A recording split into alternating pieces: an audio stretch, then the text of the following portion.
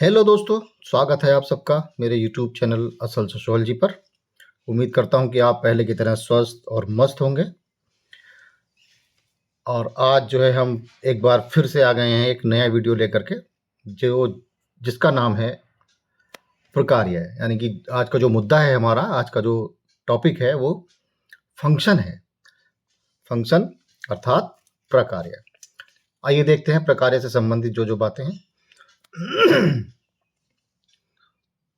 तो समाजशास्त्र में प्रकार्य की अवधारणा का उल्लेख हर्बर्ट स्पेंसर ने अपनी पुस्तक प्रिंसिपल ऑफ सोशियोलॉजी में किया।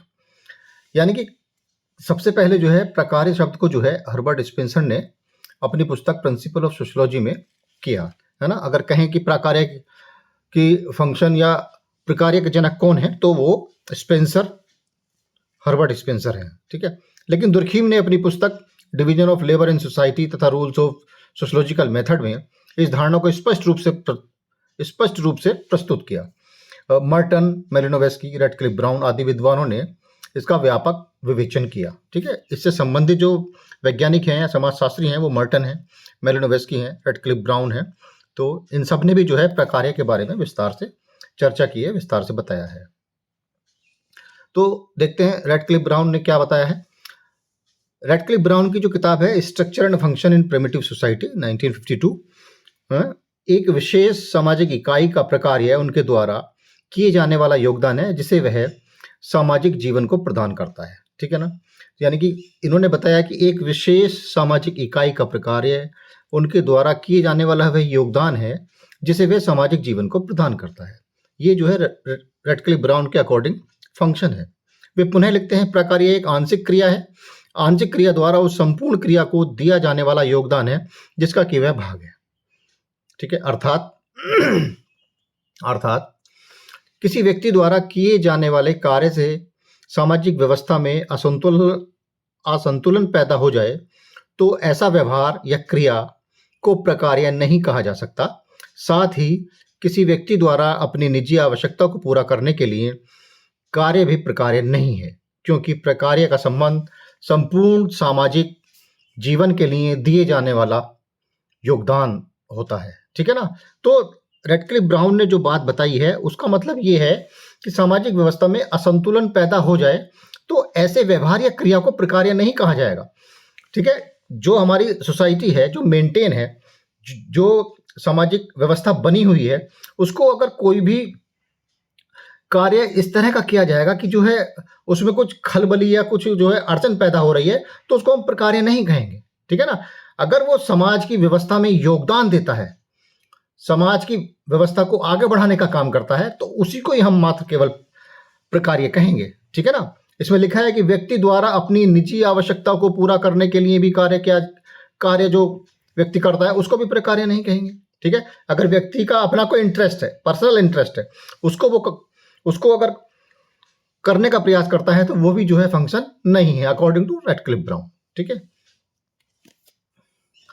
अब मेलिनोवेस्की ने क्या बताया है। मेलिनोवेस्की की जो किताब थी a scientific theory of culture 1944 में इन्होंने क्या बताया, मानव आवश्यकताओं के संदर्भ में प्रकार्य की बात करते हैं।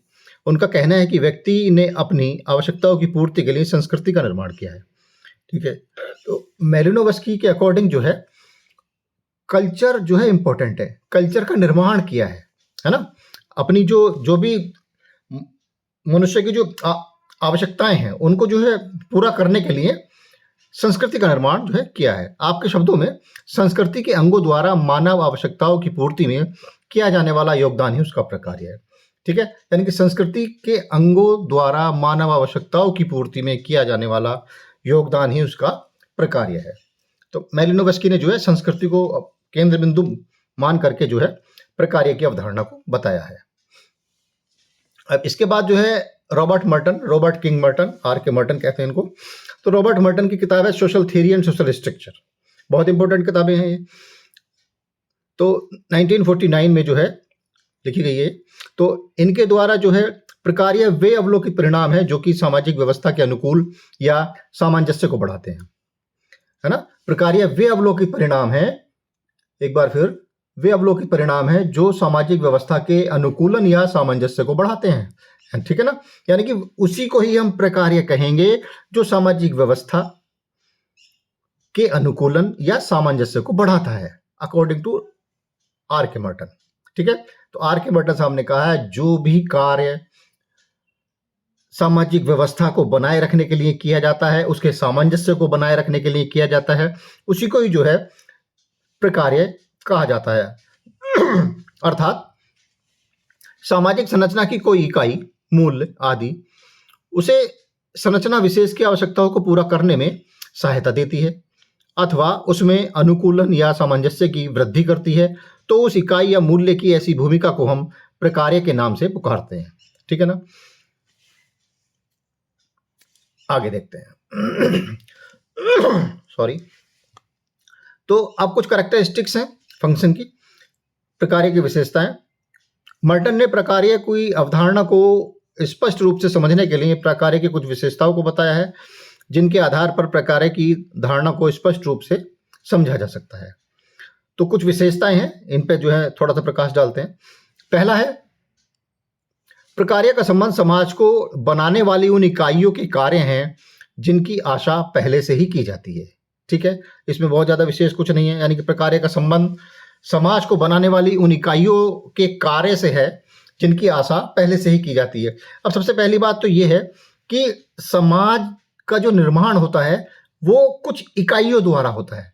ठीक है ना, समाज का जो निर्माण होता है वो कुछ इकाइयों द्वारा होता है, और उन इकाइयों के जो कार्य होते हैं उन्हीं को ही हम जो है प्रकार्य कहते हैं, उन्हीं को ही जो है हम फंक्शन कहते हैं। अब तो समाज की कुछ इकाइयां हैं, जैसे संस्था, समिति, समुदाय, ठीक है, तो आदि। तो ये जो है इनके द्वारा जो है समाज का निर्माण होता है। संस्था के अपने कार्य हैं, समिति के अपने कार्य हैं, समुदाय के अपने कार्य हैं, और भी बहुत सारी इकाइयां हैं जिनके द्वारा समाज का निर्माण होता है। तो ये जो इकाइयां हैं ये जब अपना अपना कार्य करती हैं तो उसी को ही जो है हम प्रकार्य कहते हैं। संस्था का अपना कार्य, समिति का अपना कार्य, समुदाय का अपना कार्य, एजुकेशन का अपना कार्य, धर्म का अपना कार्य। ठीक है, तो ये कुल मिलाकर के बहुत सारी हैं इकाइयां, तो इनके द्वारा जो भी कार्य किया जाता है उसी को ही जो है हम प्रकार्य कहते हैं। दूसरा क्या है, प्रत्येक इकाई के प्रकार्य का अपना उद्देश्य अवश्य होता है। ठीक है ना, यानी कि अगर हम कहें कि प्रत्येक इकाई के प्रकार्य का अपना उद्देश्य होता है, तो उद्देश्य का मतलब कोई ना कोई एम, कोई ना कोई टारगेट होता है कोई भी काम करने का। तो जैसे कोई समुदाय है तो समुदाय का अपना एक उद्देश्य है कि समुदाय जो है वी फीलिंग से चलता है ना, और उसका जो है एक टेरिटरी होता है, एक जो है भौगोलिक क्षेत्र होता है, तो उसका अपना एक कुछ जो है फंक्शंस होते हैं, तो उसके अकॉर्डिंग जो है वो काम करता है। ठीक है, मुख्यतः सभी प्रकार्यों का उद्देश्य समाज को संगठित बनाना तथा व्यक्तियों की आवश्यकताओं की पूर्ति करना होता है। ठीक है ना, तो प्रकार्य का जो सबसे मेन उद्देश्य है वो क्या है कि समाज को संगठित बनाना तथा व्यक्तियों की आवश्यकताओं की पूर्ति करना। ठीक है, तो जो एक लाइन में अगर हम अंग्रेजी में कहें कि प्रकार्य का जो मेन काम है या जो मेन फंक्शन है या जो मेन कहें जो जिस पर की जो फंक्शन है वो टिका हुआ होता है, वो क्या है, मेंटेनेंस द सोसाइटी, यानी कि समाज की जो व्यवस्था है वो बनी रहे। इसीलिए जो जितने भी फंक्शनलिस्ट हैं, जितने भी प्रकार्यवादी हैं या जितने भी समाजशास्त्री हैं जो प्रकार्य को बिलोंग करते हैं, वो सारे के सारे यही चाहते हैं और इसीलिए बहुत सारे कार्य करते हैं कि समाज की जो व्यवस्था है वो बनी रहे और उसकी व्यवस्था में कोई भी व्यवधान ना हो। ठीक है ना, यही लिखा है इसमें भी अंतिम जो लाइनें हैं नंबर 2 की, कि समाज को संगठित बनाना तथा व्यक्तियों की आवश्यकताओं की पूर्ति करना, यह प्रकार्य का जो है मेन उद्देश्य है। आगे देखते हैं। नंबर 3 है, प्रकार्य उपयोगिता के गुणों से संबंधित होता है। जब किसी इकाई द्वारा किया जाने वाला कार्य बड़े समूह को नुकसान पहुंचाता है तो वह कार्य उस कार्य का प्रकार्य नहीं हो सकता। अब कहने का तात्पर्य ये, अगर किसी कार्य के द्वारा है ना समाज को कोई नुकसान पहुंचता है या किसी समूह को नुकसान पहुंचता है तो वो कार्य नहीं माना जाएगा। अभी हमने बात की है ना मेंटेनेंस द सोसाइटी, यानी कि जो भी काम होगा वो समाज की व्यवस्था को बनाए रखने के लिए होगा, समाज की व्यवस्था को तोड़ने के लिए या भंग करने के लिए नहीं होगा। तो इस तरह का कोई भी कार्य जो समाज की व्यवस्था को नुकसान पहुंचाने का काम करेगा उसको हम प्रकार्य में नहीं गिनेंगे। ठीक है ना, वो प्रकार्य है ही नहीं, क्योंकि वो सोसाइटी को जो है मेंटेन करने का काम ही नहीं कर रहा, तो हम उसको प्रकार्य नहीं कह सकते हैं। ठीक है, अर्थात किसी इकाई का प्रकार्य सामाजिक दशाओं में परिवर्तन के साथ साथ परिवर्तित भी होता है। तो ये तो नेचुरल फैक्ट है कि जो परिवर्तन जो है प्रकृति का नियम है, तो प्रकार्य जो है परिवर्तित भी होते रहते हैं, इसमें कोई दिक्कत वाली बात नहीं है। अब नंबर 4 क्या है, सभी प्रकार्य सामाजिक संगठन की अनिवार्य दशा है। यानी कि जो भी सामाजिक संगठन है, सामाजिक ऑर्गेनाइजेशन है या सोशल सिस्टम है, उसके लिए जो है अनिवार्य है, यानी कि फंक्शन उसमें होते ही रहेंगे। यदि समाज की अधिकांश इकाई अपना अपना प्रकार्य करना बंद कर दे तो सामाजिक विघटन पैदा हो जाएगा। ठीक है ना, जैसे कि हमने अभी भी बात की है कि जो भी इकाइयां हैं समाज की, अगर वो अपना अपना काम करना बंद कर देंगी तो सामाजिक विघटन हो जाएगा, यानी कि समाज में जो है एकदम से व्यवस्था समाज की बिगड़ जाएगी, और समाज की जब व्यवस्था बिगड़ जाएगी तो इसी को सामाजिक विघटन कहेंगे। अतः सामाजिक व्यवस्था में यह ध्यान रखा जाता है कि प्रत्येक इकाई अपना अपना कार्य करती रहे। ठीक है ना, यानी कि जो समाज की जो इकाइयां हैं वो भी अपना अपना कार्य सुचारू रूप से करें, निरंतर करें, ये भी बहुत बड़ा काम है। और इसका भी जो है ध्यान रखा जाता है कि समुदाय अपना काम करे, समिति अपना काम करे, धर्म अपना काम करे, और जो एजुकेशन है, शिक्षा है, वो अपना काम करे। ठीक है, विवाह से संबंधित जो है वो अपना काम करे, समुदाय, समिति, संस्था, ये सारी की सारी अपना अपना काम करें, तो समाज की व्यवस्था जो है बनी रहेगी। आगे देखते हैं। नंबर 5, प्रकार्य एक गतिशील अवधारणा है।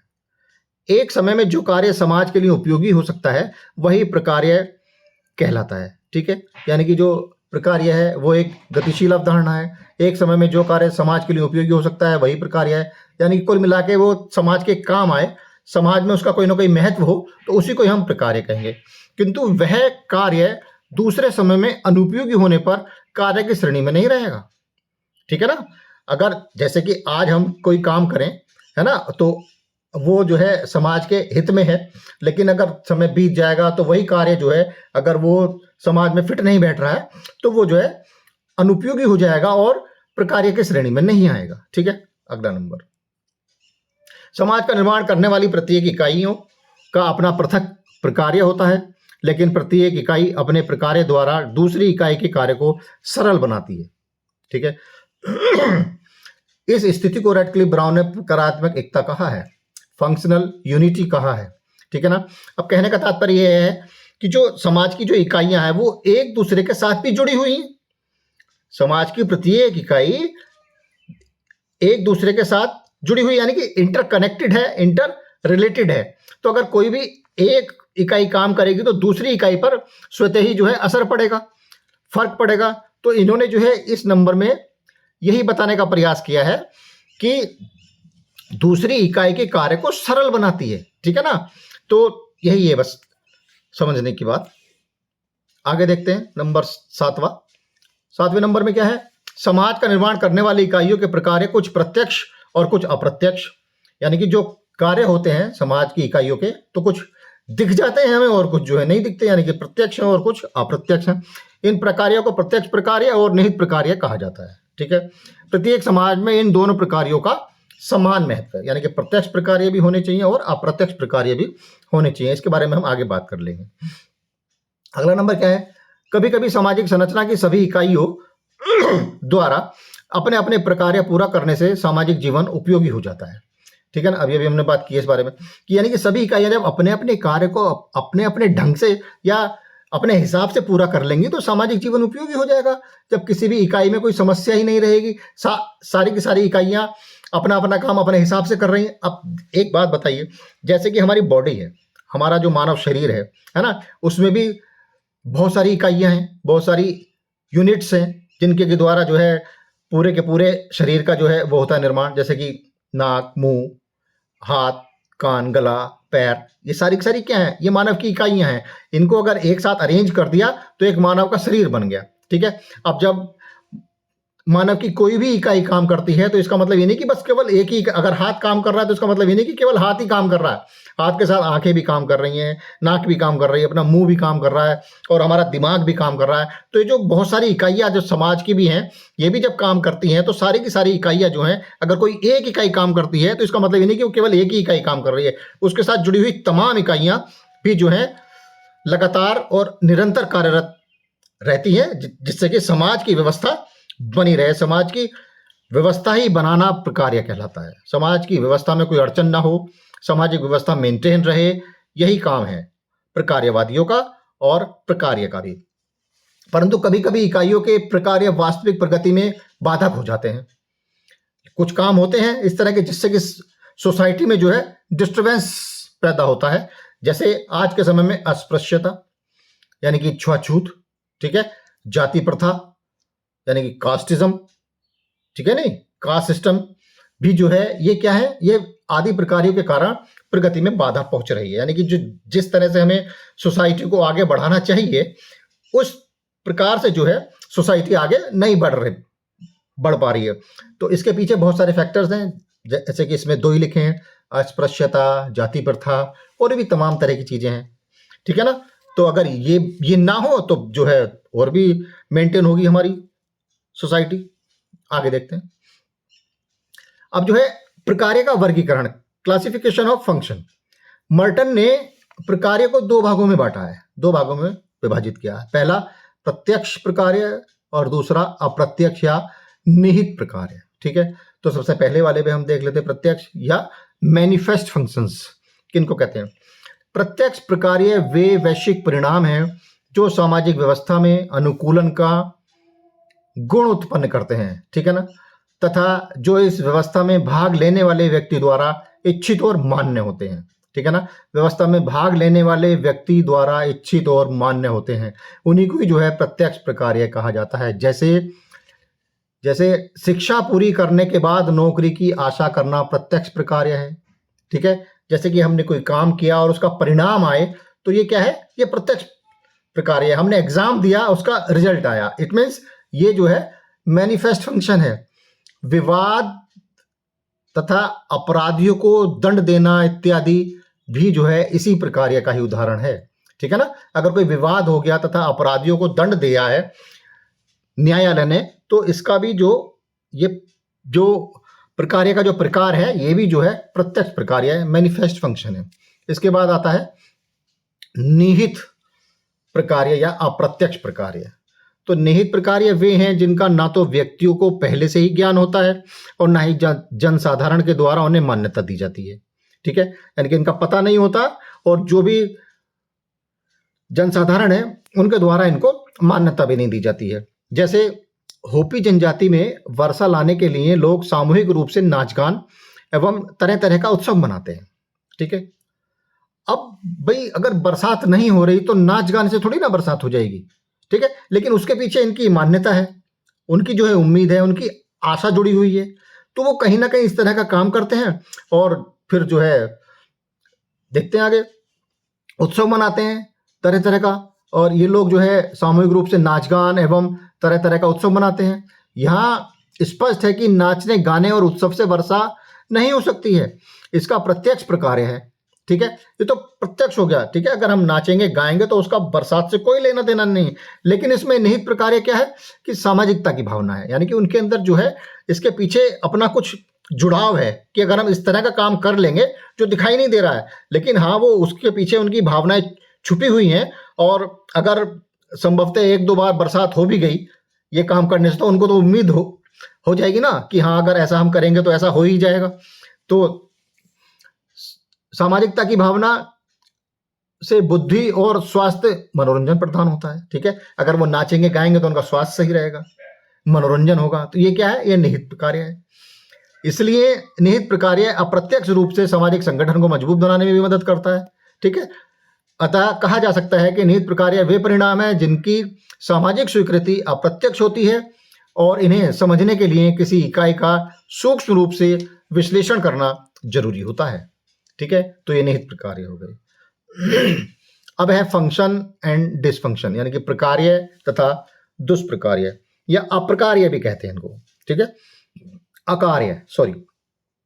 तो अकार्य वे स्पष्ट परिणाम हैं जो सामाजिक व्यवस्था में अनुकूलनशीलता तथा अभियोजन के गुण को कम करते हैं, ठीक है ना। जैसे कि हम बात करें ना कि अगर कोई भी काम या कोई भी कार्य सोसाइटी की मेंटेनेंस में बाधा उत्पन्न डालेगा तो वो अकार्य कहलाया जाएगा, फंक्शन नहीं कहलाया जाएगा, प्रकार्य नहीं कहलाया जाएगा, ठीक है ना। तो यही इसमें लिखा है कि अकार्य वे स्पष्ट परिणाम है जो सामाजिक व्यवस्था में अनुकूलन तथा अभियोजन के गुण को कम करते हैं, कम कर देते हैं। कहने का तात्पर्य है कि दुष्प्रकार्य सामान्य सामाजिक जीवन का विरोधी कार्य है, जबकि प्रकार्य यह सामाजिक जीवन को संतुलित बनाने वाला प्रकार्य है। दुष्प्रकार्य वह परिणाम है जो उद्देश्यों की पूर्ति में बाधक होता है, ठीक है ना। तो जो भी दुष्प्रकार्य है वो जो है, जो भी हमारे उद्देश्य हैं उनमें जो है वो बाधा उत्पन्न करता है। तो जो भी बच्चे इस चैनल पर नए हैं या जो पहली बार आए हैं, ठीक है, तो वो जो है सब्सक्राइब कर लें, चैनल को लाइक कर लें। वैसे तो बहुत प्यार मिलता है तुम बच्चों का, फिर भी thanks for watching. Please like, share and subscribe. जो नए बच्चे हैं वो लोग जरूर कर लें, क्योंकि जब भी कोई मेरा नया वीडियो आएगा तो उनको जो है नोटिफिकेशन के जरिए उनके पास सबसे पहले जो है वो पहुंच जाएगा, ठीक है ना। तो थैंक्स अ लॉट।